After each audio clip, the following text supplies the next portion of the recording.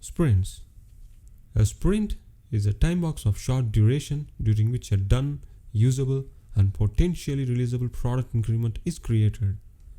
Here are some characteristics of a sprint. Sprints have consistent durations throughout development effort. You cannot have one sprint that runs for 2 weeks and another sprint that runs for 1 week. It beats the purpose.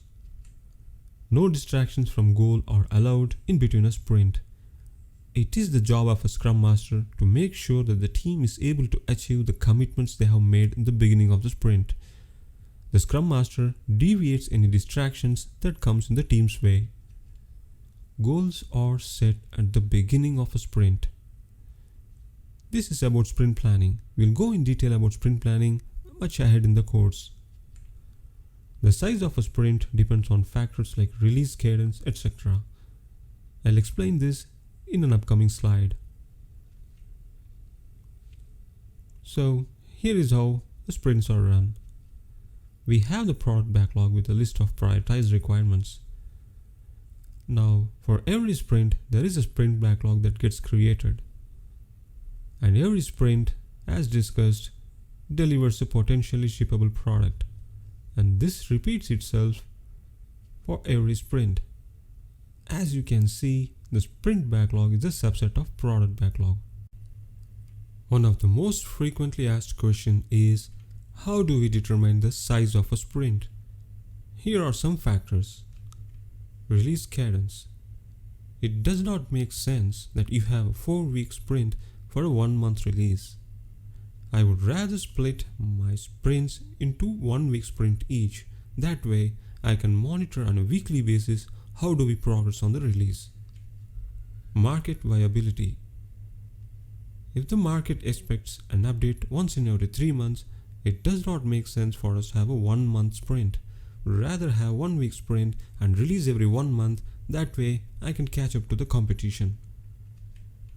Feedback appetite. The faster we get the feedback, the more we are up to date with the customer expectations. That means shorter the sprint, the faster the feedback. Degree of automation. The formula here is, the higher the degree of automation, the faster the time to market. In many cases, there is a sprint zero planned that comes in the beginning and precedes all the planned sprints. So why do we need sprint zero? Usually, sprint zero is useful for a new team or project that is just about to start their work. Here are some reasons. Creating the project skeleton.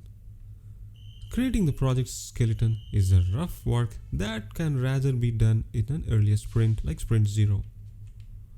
Execute spikes to remove any technical ambiguity. If there are any technical ambiguity in the user stories, they would rather be done in sprint zero. That way, developers can work more in confidence during the sprints. Helps team to bond and come to a working agreement. I would rather have a working agreement before I start the actual sprints, and sprint zero helps us in that. Warm up the team on the work. The team can write the base code and get ready with coding guidelines, code review guidelines, etc. before the actual sprint start. Helps the initial backlog refinement more realistic. By removing the ambiguities both functionally and technically, sprint zero can be used to refine the backlog such that the estimates are more accurate when it comes to forecasting for upcoming releases.